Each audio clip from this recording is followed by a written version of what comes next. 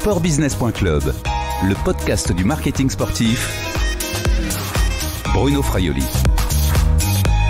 Bonjour Lionel French-Clio. Bonjour. Vous êtes le président de Hyundai Motors France. Vous n'êtes pas seul, vous êtes avec Stéphane Diagana, double champion du monde d'athlétisme. Alors c'était 400 mètres haies et surtout, moi je retiens ça, le relais 4x400, c'était à Paris en 2023, j'étais dans les tribunes. En 2003. En 2003, il y a 20 ans. Grosse émotion. Bonjour Stéphane. Bonjour. Où sommes-nous là, ici, aujourd'hui ? On est ici des Moulineaux pour un test VMA. Et nous sommes à la Cité des Sports d'ici les Moulineaux, donc dans les Hauts-de-Seine, donc dans le cadre d'une tournée qui a été baptisée Explore ton allure idéale, une activation réalisée par Hyundai qui a désormais choisi l'athlétisme et les courses sur route pour s'exprimer dans le sport. On reviendra sur cette opération. Lionel French-Clio, déjà, expliquez-nous pourquoi Hyundai, jusqu'alors très investi dans le football, vous étiez notamment sponsor majeur de l'Olympique lyonnais, pourquoi Hyundai s'est désengagé du ballon rond pour préférer le running ?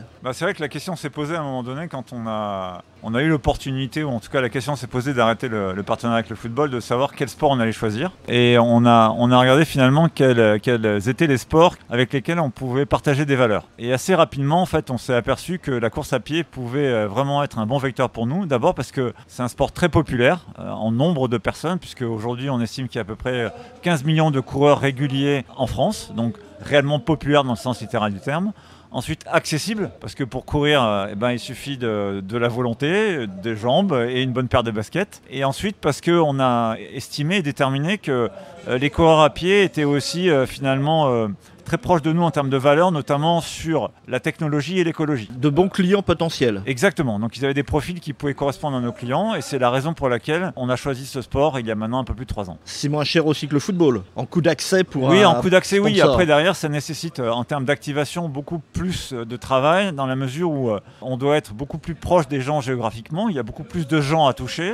Et donc de fait, la partie activation est elle bien plus complexe, bien plus importante et donc bien plus onéreuse. C'est fini totalement avec le football, avec la Coupe du Monde de football, l'Euro de football ? Le groupe est toujours partenaire de la FIFA et de la Coupe du Monde. Là on parle au niveau monde. Voilà, au niveau mondial.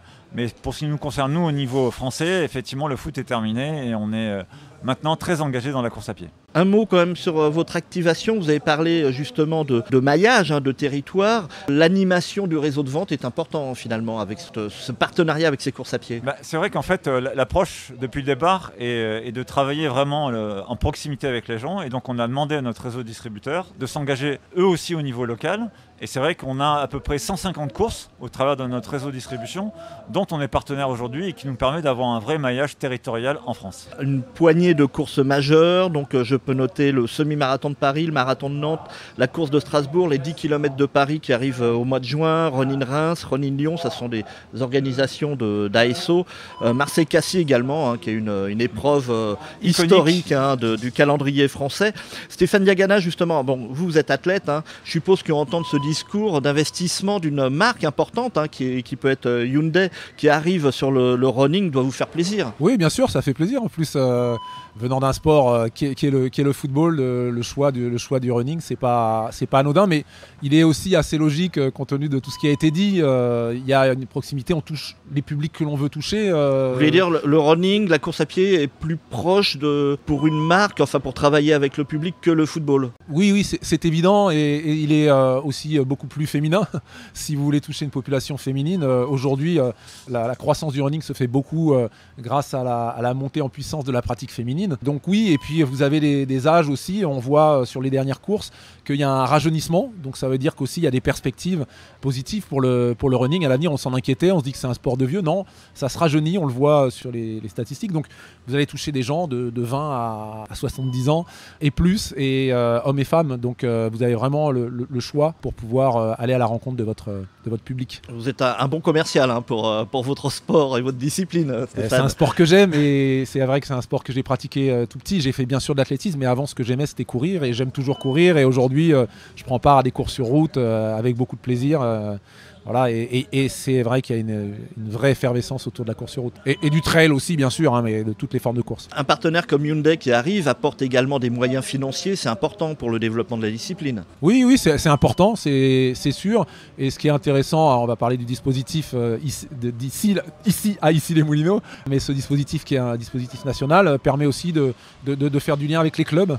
Les clubs, pour eux, de faire du lien avec des runners qui ne sont pas forcément dans le club et qui cherchent parfois des conseils, mais qui ne savent pas que en frappant la porte des clubs, ça peut leur permettre d'avoir les conseils qu'ils attendent. Donc c'est vraiment un dispositif qui est intéressant pour tout le monde. Lionel Frenchkio, un petit mot sur également l'objectif, l'enjeu de la mobilité douce dans lequel s'engage Hyundai avec il y a des véhicules électriques, mais pas que, hein, et l'athlétisme va pouvoir vous aider à développer votre marque sur ce secteur, ce marché de la mobilité douce. En fait, quand on a choisi le running, la course à pied, en fait, un des éléments qui était pour nous important, c'était cette appétence que les coureurs à pied ont par rapport à l'écologie. Et c'est vrai que finalement, on s'est dit que cet intérêt pour l'écologie, on pouvait nous apporter une réponse par rapport à cet intérêt-là au travers des voitures électriques, notamment. Et donc c'est vrai que finalement, mettre en avant tous les investissements que la marque peut faire sur les technologies électrifiées, électriques, hybrides, hybrides rechargeables ou hydrogène au travers du partenariat avec la course à pied, finalement il y avait une forme de logique puisqu'on s'adresse à des gens qui sont plus intéressés par l'écologie et que nous on veut effectivement mettre en avant ces technologies qui sont plus vertueuses pour l'environnement. Sportbusiness.club, le podcast du marketing sportif. Nous sommes à Issy-les-Moulineaux, Stéphane Diagana, vous l'avez dit, il y a environ 500 athlètes amateurs de tous les âges qui viennent se tester sa VMA. Stéphane Diagana, c'est quoi la VMA ? Alors, l'acronyme c'est pour vitesse maximum aérobie. En fait, on a plusieurs façons de produire de l'énergie. Et le système aérobie qui utilise de l'oxygène, c'est vraiment le système du demi-fondeur, du coureur de 10 km, du semi-marathon, du marathon. Donc de connaître sa cylindrée, si on reprend une expression d'automobile, cardio-respiratoire. Le volume de son moteur. Voilà, exactement. Pouvoir planifier son entraînement, c'est important. Et beaucoup de coureurs, notamment quand ils ne sont pas dans les clubs, mais même quand ils sont dans les clubs, n'en ont pas idée. Et pourtant, tous les plans d'entraînement sont construits, que ce soit dans les magazines, sur les sites web, à partir de la VMA ou de la fréquence cardiaque maximale, qui n'est pas facile à évaluer non plus. Et donc là, on propose une évaluation fiable, simple et reproductible avec une technologie en plus qui permet de le faire dans les bonnes conditions. On ne va pas rentrer dans le détail, mais on entend un bip derrière vous. Donc il y a des coureurs qui sont en train de tourner sur la piste d'athlétisme là d'Issy-les-Moulineaux. C'est quoi ce bip ? Alors c'est un bip qui rythme la course, parce que ce test qu'on utilise, c'est un test assez connu qui intègre la phase d'échauffement à 8 km/h pendant 2 minutes, et après, toutes les minutes, on augmente d'1,5 km/h. Et donc le bip permet de donner le bon rythme, celui de 8 km/h. Puis après, les bips sont plus rapprochés. Il y a toujours 20 mètres à faire entre deux bips, et les bips sont plus rapprochés, et on court jusqu'à 12, 15, 16, selon sa VMA. Et quand on s'arrête, on atteint sa VMA, sa vitesse maximum aérobie, qui est en fait la vitesse minimum à laquelle vous consommez votre maximum sur le système de l'oxygène. En fait. Voilà, vous produisez le maximum d'énergie en consommant de l'oxygène. Cette opération se fait donc dans le cadre de Explore ton allure idéale, montée par Hyundai. Une tournée, c'était important parce que ça coûte un petit peu d'argent quand même, ce type d'opération, d'avoir un partenaire. Bien sûr. D'avoir évidemment un partenaire de club, puisque là, ici, vous êtes reçu par l'Avia Club d'Issy-les-Moulineaux. Mais c'est important également d'avoir des moyens financiers pour monter ce type d'opération. Oui, bien sûr. Forcément, ça peut pas se faire tout seul. C'est un dispositif, le dispositif, la technologie, mais toute la logistique, l'organisation, l'invitation, la gestion la relation avec les personnes qui viennent. Et puis ça connaît un gros succès de démarrage, parce qu'on était près de Strasbourg pour une première avec plus de 400 demandes, et là on avait plus de 700 demandes, et sur une journée correctement on peut passer à peu près 500 personnes. Voilà. Lionel Frenchkio, est-ce une activation que vous organisez ici ou une opération de communication pour Hyundai ? Non, en fait, l'activation, c'est de la communication. Le sujet, c'est qu'en fait, notre manière d'appréhender notre partenariat avec la course à pied, c'est vraiment d'accompagner les coureurs. Donc, qu'on soit coureur débutant ou coureur confirmé. Et donc, c'est vrai qu'au travers des 6 courses dont on est partenaire au niveau national, on a décidé en amont de ces courses d'organiser ces tests, puisque ça permet, soit pour des coureurs débutants qui finalement veulent arriver à évoluer, soit pour des coureurs confirmés qui ont vraiment des objectifs en course de gagner du temps, de se tester. Et souvent, comme le disait Stéphane, en fait, les gens n'ont pas forcément idée de ce que c'est que leur VMA. Et donc, on a trouvé ça logique dans l'objectif qui est le nôtre, qui est d'accompagner les coureurs dans leur montée en en performance, d'organiser ça. Donc ça fait partie de nos activations autour de la course à pied, mais vraiment toujours dans cette logique-là qui est finalement liée au bien-être, lié à bien courir, ne pas se blesser et être capable de connaître ses limites. Souvent, ça arrive quand on fait une course de se dire bah tiens, j'aurais peut-être dû courir plus vite parce qu'il m'en reste encore dans les baskets, ou je me suis cramé et puis il restait 5 km et je pouvais plus mettre un pied devant l'autre. Bah, la VMA, ça sert à ça, et donc finalement, c'est vraiment cette logique-là dans laquelle on s'inscrit aujourd'hui. Tout à fait, ça permet de mieux se connaître, et mieux se connaître, c'est un enjeu à la fois de plaisir, parce qu'on s'entraîne correctement, on se prépare et puis on a plus de chances d'atteindre ses objectifs si on en a, et puis un enjeu de performance aussi pour pouvoir progresser, planifier les séances adaptées dans ce sens-là. On est dans de la communication, dans une stratégie de communication globale, parce qu'il n'est pas suffisant aujourd'hui de mettre simplement sa marque, notamment sur un portique de départ ou d'arrivée. Bah, en fait, être partenaire d'un événement sportif, s'il n'y a pas d'activation, en fait, c'est toujours un mauvais partenariat. C'est-à-dire mettre mon nom sur l'arche d'arrivée ou sur un maillot, finalement ça ne permet pas de créer le lien réellement avec les gens. Et ce qui est important pour nous par rapport à la course à pied, c'est vraiment de toucher les gens en proximité. Et donc c'est pour ça qu'on est partenaire d'autant de courses au niveau national, partout en France. C'est pour ça qu'on organise ce genre d'événements, pour pouvoir toucher les gens. Et comme le disait Stéphane, sur la première séance de VMA, on a eu à peu près 400 inscrits. On avait 700 inscrits cette fois-ci pour cette deuxième session. C'est 1000 personnes. Donc c'est 1000 personnes qui maintenant connaissent la marque, qu'on va pouvoir relancer dans le cadre de nos activations de course à pied. Et donc ça va nous permettre d'enrichir notre base de données avec notre réseau de distribution. Qui va venir peut-être voir ou proposer des essais aux coureurs.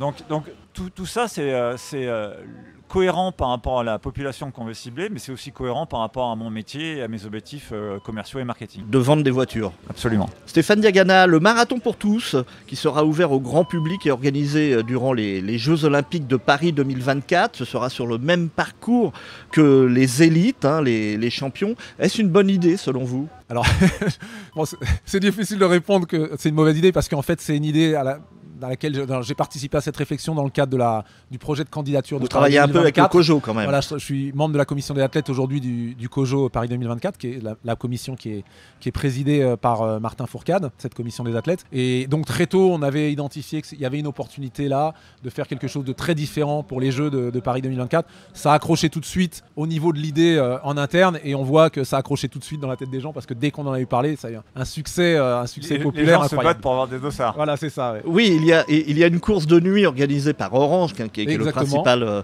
partenaire. Pour gagner 1000 dossards. Les 1000, puis les 1000 équipes qui pouvaient s'inscrire, c'est parti en 5 minutes, je crois. Oui, bien sûr, parce que tout le monde veut gagner. Donc voilà, pour vous dire que c'était une idée, quelque chose d'attendu et qui fait rêver les gens, bien sûr, le parcours olympique. Faire participer le grand public à leurs Jeux Olympiques. Exactement, et c'est en fait ce qui est intéressant, c'est que c'est un parcours qui sera unique en plus, qui a été très dur. Qui va être très dur, très sélectif, et c'est pas le parcours du marathon de Paris habituel, donc les gens se disent j'ai l'opportunité de faire le parcours olympique, ça, c'est vrai que ça fait rêver. Sportbusiness.club, le podcast du marketing sportif. Une étude a récemment indiqué que les adolescents aujourd'hui courent moins vite que leurs aînés. Est-ce que cela vous préoccupe, Stéphane Diagana ? C'est effectivement quelque chose qui a été constaté par plusieurs études même. On dit que sur 40 ans, pour une génération donnée, 9 à 16 ans, il y a une perte de la fonction cardio-respiratoire de 25%. Donc c'est pas rien. Même si c'est en 40 ans, c'est pas rien, 25% de la fonction cardio-respiratoire. Alors on peut le regarder en se disant c'est dommage, on n'aura plus de champion, mais je dirais c'est presque le cadet de mes soucis. C'est un problème surtout de santé publique, parce qu'aujourd'hui on évalue la VMA. La VMA, elle correspond à un autre paramètre qui s'appelle le VO2 max, qui est votre volume maximum de mobilisation d'oxygène. Et ça, aujourd'hui, c'est un critère de suivi des populations en santé publique. Un Martin Fourcade, dans sa meilleure condition physique, c'est 90, on va dire, de VMA, 88 de VMA. Il est vraiment exceptionnel. Voilà, il est exceptionnel. Vous-même, athlète de haut niveau, à un moment donné. En dessous, voilà. Mais bon, voilà. Et quelqu'un aujourd'hui en santé publique, on sait que quelqu'un qui a 15 de VO2 max va entrer dans la dépendance. Il n'aura plus la capacité, parce que le moindre escalier, porter des sacs, ça va le fatiguer, ça va l'épuiser, ne sera plus en capacité d'assumer les tâches du quotidien. Et donc on est tous entre 90 et 15, alors on ne connaît jamais 90 pour certains, mais 15 c'est normal si vous avez 90 ans, c'est pas normal si vous avez 75. Et le problème, pour revenir à votre question, c'est que si déjà à 15 ans, les jeunes, au lieu d'avoir 55 en moyenne ou 60 en moyenne, ont plus que 45 ou 40, la trajectoire va les amener à une dépendance beaucoup plus tôt. Donc c'est un problème de santé publique, c'est un problème de finances publiques, c'est un problème qui est pour moi effrayant, comme le problème climatique qu'on voit là et qui va poser des problèmes de soutenabilité de nos modèles.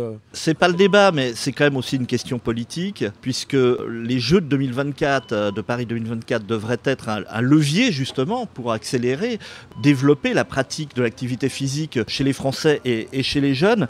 N'est-ce déjà pas trop tard finalement, Stéphane Diagana? C'est dans à peine un an les Jeux Olympiques, et là on parle d'essayer de mettre les 30 minutes d'activité physique dans les écoles. Oui, et c'est pas facile, et ça c'est pas facile à à mettre en place, et ce sera l'héritage minimum, et c'est vrai qu'on pouvait attendre plus, mais on part de loin en France, et malgré cet élan des Jeux Olympiques, on voit qu'il n'y a pas eu une mobilisation à la hauteur, et puis une mobilisation aussi de choix forts, une mobilisation politique et puis financière aussi, parce qu'on a un budget des sports qui est pas très grand, on a bien sûr les collectivités territoriales qui investissent, mais c'est un enjeu tellement important qu'il faudrait faire plus. Mais c'est pas qu'une question de finance, c'est une question de prise de conscience, quelle place on donne à l'éducation physique à l'école, et on voit que ça changera pas beaucoup après par rapport à ce que c'est aujourd'hui, malheureusement. Lionel Frenschio, vous en tant qu'acteur du monde privé, sponsor du sport chez Hyundai, est-ce que vous pensez que justement les sponsors du sport ont un rôle à jouer sur cet aspect-là de développement de l'activité physique au sein des Français, au-delà simplement de votre rôle de placer une marque pour vendre des voitures? Je pense qu'aujourd'hui, quand on est une marque, et peu importe le secteur, automobile ou pas, on ne peut pas vivre en dehors de la société. Donc on a un rôle sociétal, c'est vrai vis-à-vis de nos collaborateurs, mais c'est aussi vis-à-vis de l'environnement dans lequel on vit, on travaille. Et donc c'est pour nous un élément important finalement de notre positionnement, de se dire quel est le rôle que nous, en tant que marque, mais nous et notre réseau de concessionnaires, on peut jouer pour améliorer les conditions, l'environnement dans lequel on vit. Et donc ça passe aussi par des éléments de santé, c'est évident. Et ça fait aussi partie effectivement des raisons qui, au démarrage, nous ont fait nous engager dans la course à pied, parce que, je le disais, c'est populaire d'un point de vue quantitatif et c'est populaire d'un point de vue accessible, d'un point de vue économique. C'est aussi un élément important du sport, c'est que souvent on peut se dire que le sport à pratiquer n'est pas toujours très accessible, mais la course à pied est un sport réellement accessible. C'est la raison pour laquelle on a aussi essayé de s'engager là et de pousser nos distributeurs à s'engager localement. Et ça donne aussi l'opportunité, au travers de ce genre d'événements, mais au travers aussi finalement d'un accès à des courses avec des dossards gratuits, etc. Ça fait partie du rôle sociétal qu'une marque se doit d'avoir aujourd'hui, puisque... Donner du sens. Exactement, et on voit bien que, et encore une fois, quelles que soient les marques, les gens ne consomment plus des marques dont ils ne partagent pas les valeurs et dont ils estiment qu'en fait elles ont des mauvaises valeurs. Et donc c'est important pour nous en tant que marque, si on veut pérenniser notre présence sur un marché, de jouer notre rôle dans la société. On a parlé de mobilité douce, il y a une autre marque qui est engagée également dans la mobilité douce, qui est partenaire des Jeux de Paris 2024, c'est Toyota.